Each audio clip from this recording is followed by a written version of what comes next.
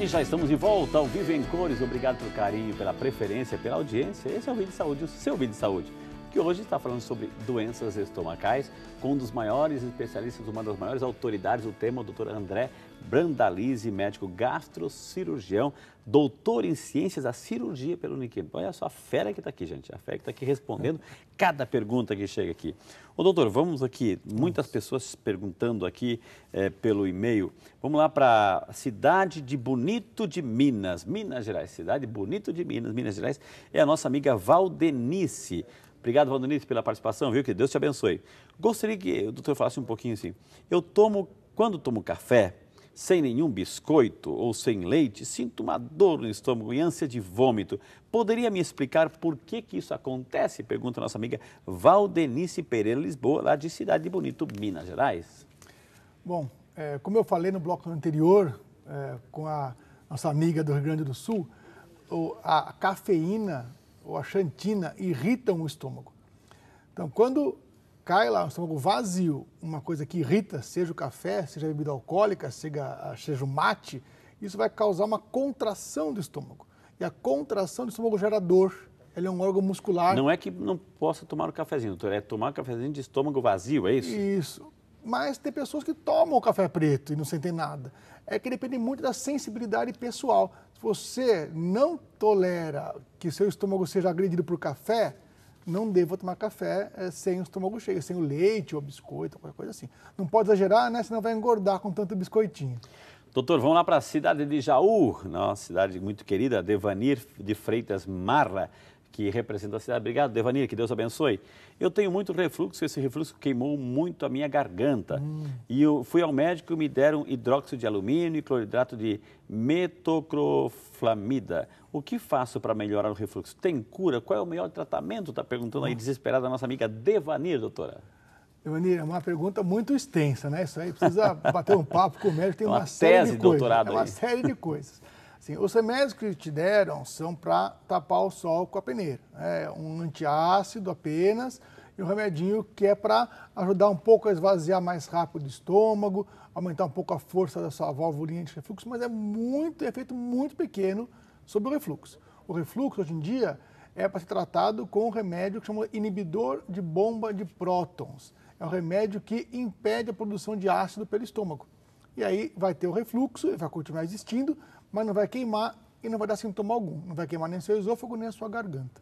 Só que, claro, o doutor falou assim, ele é médico gastrocirurgião.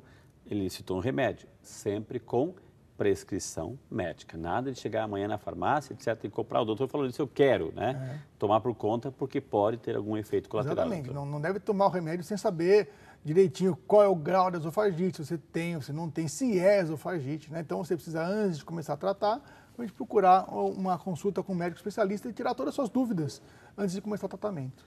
Doutor, o assunto de hoje não é português, mas é doença estomacal. Mas tem o famoso hiato, né? Nós, assim, perguntamos, senhora, o que é esse hernia de hiato? Nós preparamos um VT, doutora, eu queria convidar o senhor também para assistir.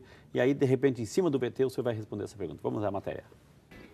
Tomar um suco pode parecer uma ação corriqueira, do dia a dia. Mas para Nelton, que há mais de 20 anos sofre com hérnia de hiato, não. Preciso ter um regime alimentar bastante severo, né?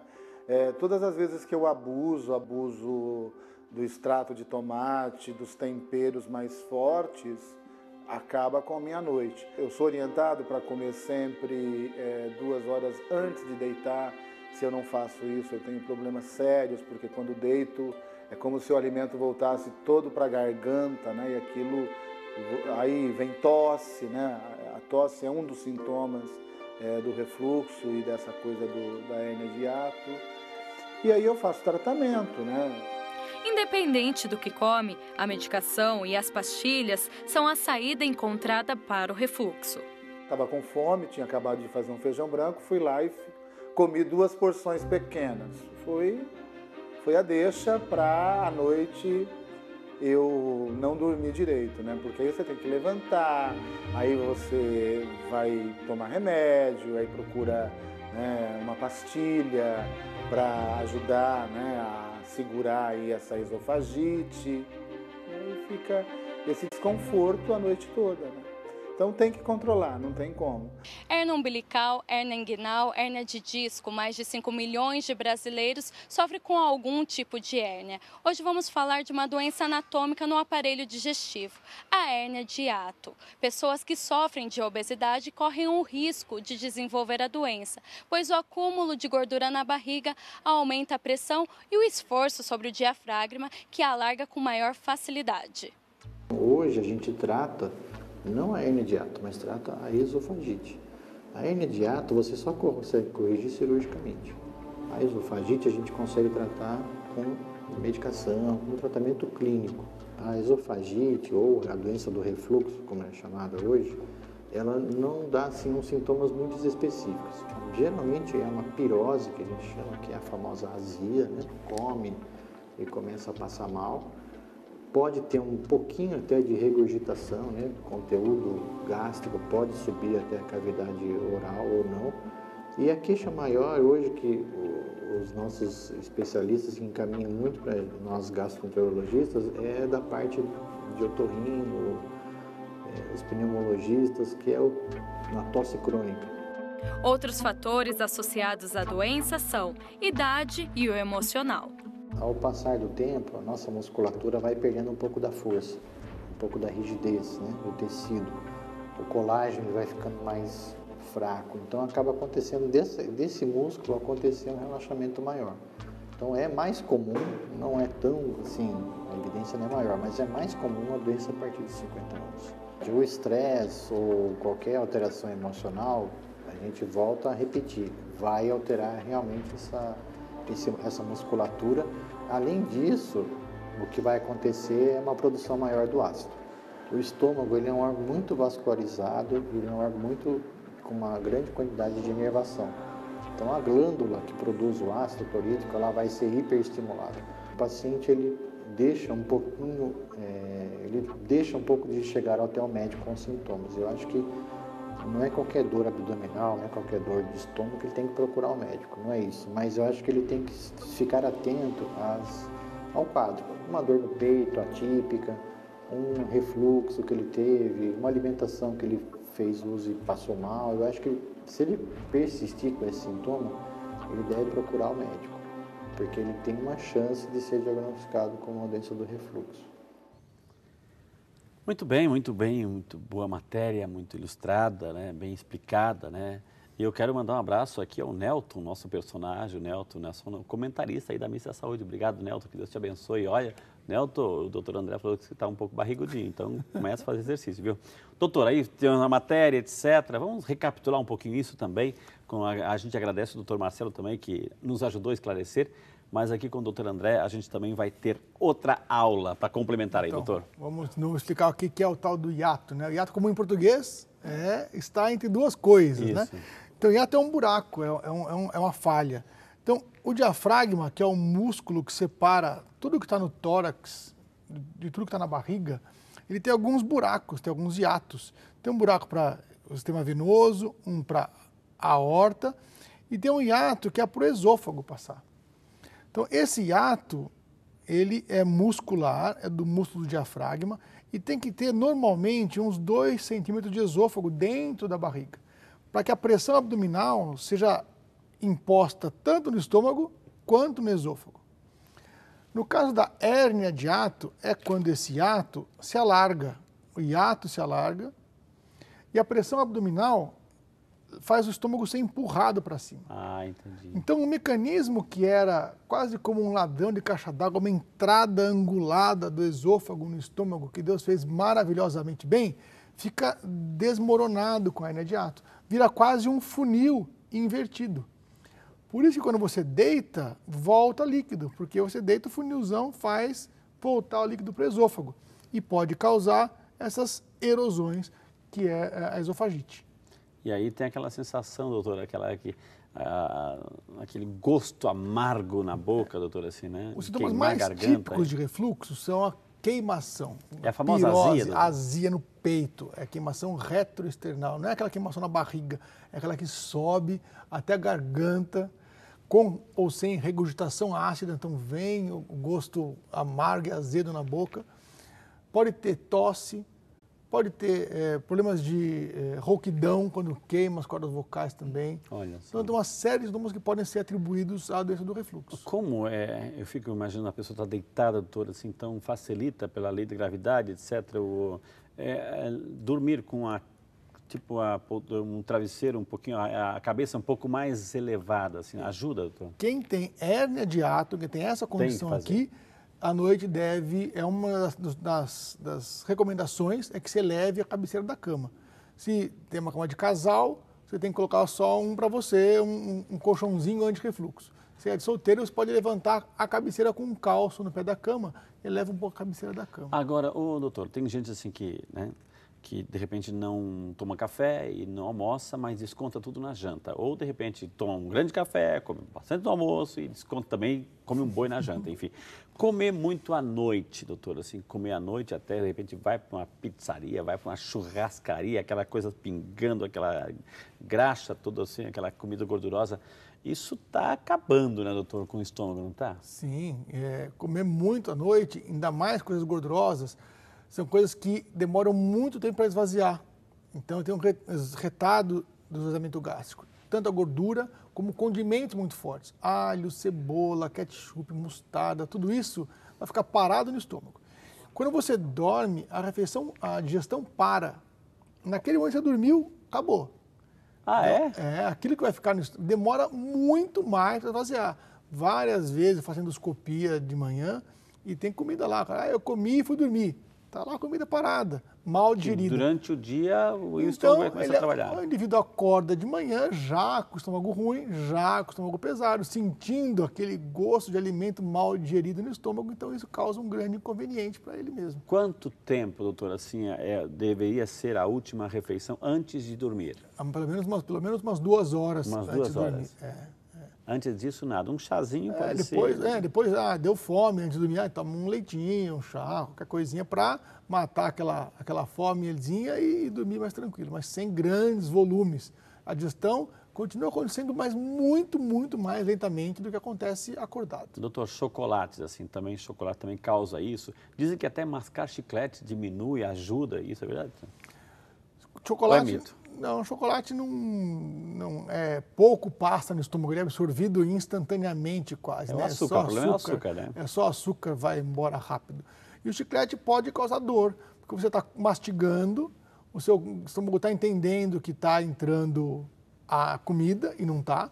Ele aumenta a produção de ácido. Você está enganando o teu cérebro. Ele aumenta a produção de ácido e não vai ter nada lá. Então, se você tem gastrite ou uma sensibilidade gástrica maior, vai te dar dor.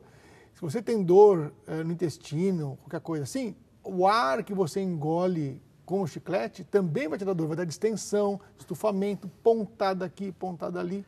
Doutor, voltando à questão do chiclete, que é muito comum, assim, nessa gurizada, rapaziada, enfim, doutor, assim, a pessoa mastiga o chiclete, está dizendo para o estômago que tem alguma coisa lá, está produzindo ácido. Assim, no final, a pessoa engole o chiclete. Está pior ainda também, né? Engolir o chiclete também não vai causar grandes problemas, não. É só uma goma de mascar com açúcar, vai passar pelo trato digestivo sem problemas. Engolir o chiclete não causa temores, não tem problema. Doutor, aqui, ó. Meu exame deu gastrite crônica. Eu fiquei assustada com a palavra crônica. A biópsia deu negativa para malignidade, não tenho dor e a gastrite existe. É a nossa amiga Márcia Aparecida Pereira, doutor, que mandou esse e-mail para mim. Obrigado, Márcia. Márcia, essa questão você tem que ir lá perguntar para o médico que pediu o seu exame e que viu a biópsia, né? Mas os patologistas, são as pessoas que veem as lâminas da gastrite, eles colocam essa palavra crônica sempre quando vem algumas células da inflamação. Então é muito comum no estômago ter célula de inflamação, os linfócitos. Então quando você faz uma biópsia, tem além das células normais do estômago, esses linfócitos, ele vai colocar como uma gastrite crônica. Mas isso tem que ser interpretado junto com os seus sintomas e junto com a endoscopia. Não se assuste com essa palavra crônica não, que é apenas um maneirismo médico. Doutor, tomo muito remédio. Pela manhã, 10 cápsulas e à noite mais 10. Tenho sentido muita queimação, até mesmo a água está pesando no estômago. Há um ano atrás tive uma pequena gastrite, fiz a endoscopia. Às vezes, quando deitada, volta o gosto ruim na boca. Como pode me ajudar a melhorar esses sintomas? peso, queimação, azia, é a nossa amiga, outra Márcia, Márcia Helena Frungilo, doutor. Márcia, não sei por que você toma esses remédios, deve ser por algum motivo importante, são 10 cápsulas, né? Então, talvez perguntar para os seus médicos se pode tirar uma ou outra. Nunca tomar de estômago vazio também. Sempre tomar com algum alimento. Tem alguns remédios que tem que tomar em jejum mesmo, o próprio remédio para o estômago é em jejum, os remédios da tireoide são em jejum, mas tem alguns outros, como cálcio, só tem osteoporose, cálcio irrita muito o estômago, então tomar com o estômago cheio ajuda. E, às vezes, tem alguns remédios que fazem uma certa irritação no estômago e retardam o esvaziamento, dando esses sintomas. Então, algum remédio para ajudar a esvaziar mais rápido o estômago ou comer pouquinho em pouquinho, várias vezes por dia também, ajuda o estômago a não encher demais, que causa náusea, desconforto, arroto, refluxo. Comer pouquinho em pouquinho, várias vezes por dia, o estômago esvazia melhor e não te dá tanto desconforto assim, já que são remédios que são necessários para você, eu acredito. Doutor, o Júnior de Capitão Poço, lá no Pará, é o Brasil inteiro acompanhando. Obrigado, Júnior. Tenho uma gastrite e uma úlcera, mas não sinto dor no estômago e não faço dietas e também é muito difícil tomar medicamentos. E daí, doutor? Gastrite, úlcera, não tem dor, não faz dieta, então pode aparecer assim do nada, doutor? É o Júnior. Júnior, é difícil ter uma úlcera sem ter nenhum sintoma, sem ter dor, sem ter nada. Você pode ser uma pessoa que, ao contrário daquelas que têm a gastrite nervosa, que tem uma sensibilidade gástrica muito grande, a sua é uma sensibilidade muito pequena, você tolera muito bem os sintomas, mas por que você fez endoscopia se não sentia nada? Como é que descobriu a úlcera? Então, alguma coisa ele devia sentir, que aí fez endoscopia e descobriu a úlcera. Então, quando você descobre uma gastrite, uma úlcera, com sintoma ou sem sintoma, tem que ser tratada. Essa úlcera tem que ser tratada com remédio para inibir a secreção ácida por 8 semanas até cicatrizar a úlcera e tirar a causa, seja o anti-inflamatório, seja o H. pylori, seja o cigarro. Porque a úlcera não tratada pode perfurar, pode sangrar. Vamos às ruas, aqui o povo tem voz, o povo tem vez, o povo pergunta.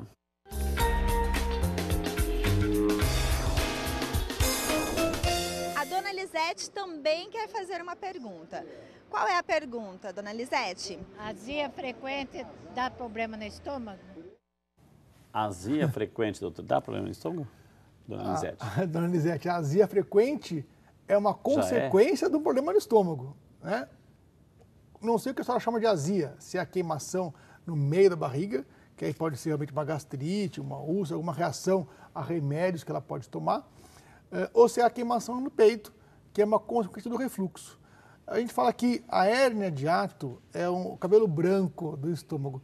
Vai envelhecendo, a musculatura fica mais fraca mesmo e todo mundo acaba desenvolvendo uma certa hérnia de hiato. A obesidade aumenta ainda o volume a mais, né? Isso, aquela a pancinha saliente, pancinha crescendo, né? Vai empurrar mais o hiato ainda.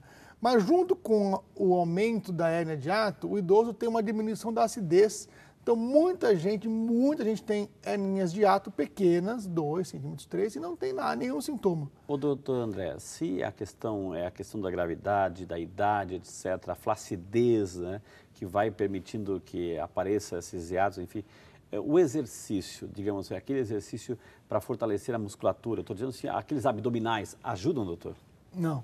Não ajuda? Não. O hiato não tem nenhum exercício para você fazer. Fazer exercício é muito bom, ajuda você a não engordar e não acumular aquela gordura visceral que vai piorar os sintomas e provocar mais refluxo. Mas não tem uma musculatura, um exercício para você fortalecer o seu hiato ou tratar uma hérnia de hiato. Inclusive pode piorar. Abdominal aumenta muito a pressão abdominal e pode, nesses episódios, causar ainda mais refluxo. O nosso amigo Vanderlei está dizendo assim que amanhã mesmo vai começar uma série de exercícios. Assim, obrigado, Vanderlei. Força, viu? Ô, doutor, e quando aparece, assim, alguma complicação um pouquinho mais delicada, assim, um câncer, doutor, assim, no estômago, e aí? Bom, o câncer que mais tem aumentado a incidência é o câncer no esôfago. No esôfago, no anterior. Nesse do refluxo. Então, a doença do refluxo não é para assustar ninguém, é muito raro, mas aumento da gordura visceral, da obesidade, aumento do refluxo não tratado, pode levar muita acidez e desenvolver um tipo de alteração que pode um dia virar câncer. É muito longe, mas é o câncer que mais tem aparecido é esse aí, é o câncer do esôfago. Então, sempre quando uma pessoa tem sintomas de refluxo por longa data, mais de 10, 20 anos, a pessoa tem que ser avaliada para ver se não tem essa transformaçãozinha que pode predispor a um câncer de esôfago. O tratamento desse, digamos assim, desse refluxo, doutor, assim, é medicamentoso ou é inevitável um processo cirúrgico? Não, o tratamento do refluxo hoje em dia é plenamente medicamentoso. A imensa maioria é tratada adequadamente com remédio. Tem alguns pacientes, esses que têm essa transformaçãozinha que predispõe câncer, que devem ser operados. E tem aqueles doentes que não querem tomar remédio continuamente a vida inteira, ou aqueles que têm refluxo líquido. Então o remédio tira o ácido, não vai queimar, mas pode voltar o líquido. Entendi. E para conter o refluxo líquido, o refluxo físico, o refluxo do funil que faz voltar, só com a cirurgia, para você corrigir a hernia de hiato. O remédio controla o refluxo e a cirurgia resolve o problema da hernia de hiato. Ô, doutor, assim, a gente tem escutado, né, assim, a pessoa tinha um câncer no estômago, ela tirou todo o estômago. E realmente tirou todo o estômago. E aí, o que vocês fazem para solucionar a questão? A pessoa para de comer? Passando mais para baixo, tem o câncer do Barrett, né, que é esse do esôfago, tem o câncer ligado ao fumo, tanto do esôfago quanto do estômago, causa câncer mesmo. E tem alguns cânceres que são inexplicáveis, né, que aparecem de genética, de alterações moleculares. E eles podem aparecer em várias partes do estômago. Mais comum é aparecer do meio para frente. É você tira metade do estômago e deixa um bom pedacinho lá. Mas tem aqueles cânceres que são mais altos, que são no fundo do estômago. Então não tem como você tirar só essa parte. Aí tem que tirar o estômago inteiro, fazer uma gastrectomia total. E como é que é feito, doutor? Assim, como é que é feito? A gente sabe, a cirurgia, tem que cortar, etc. E aí a pessoa... Aí você emenda o esôfago direto no intestino delgado. Então a comida cai lá, não tem mais suco gástrico, não tem mais pepsina, algumas enzimas, mas tem outras enzimas do pâncreas. Tem a bile, que suprem a necessidade. Então dá para viver muito bem. Obviamente que vai perder peso depois da cirurgia, até se adaptar. Não vai conseguir comer tanto quanto comia antes, mas dá para se alimentar adequadamente depois de uma cirurgia dessa. Não é como se tivesse um estômago, né? Mas dá para comer bem, dá para viver bem. Que maravilha, gente. Como faz bem perguntar. Está vendo como a sua pergunta é importante? Nós vamos chamar um intervalo, na sequência temos muito mais informações para você. Então não saia daí, vai avisando, dá tempo, vai encaminhando a sua pergunta, viu? No próximo bloco temos muito mais resposta para você. Vídeo de Saúde, é seu, volta já só para você.